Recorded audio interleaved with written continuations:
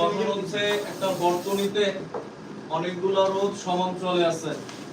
ধরো এটার মান 8 ওহম, এইটা 8 ওহম, 8 ওহম, 8 ওহম। কথা বলো না, দেখো এখানে এক একটা হচ্ছে 8 ওহম। এখন এই ক্ষেত্রে তুল্য রোধের মান কত হবে?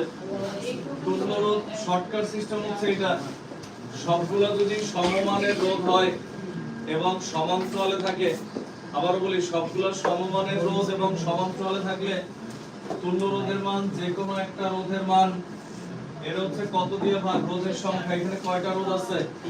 4টা। এখানে 3টা রোধ আছে।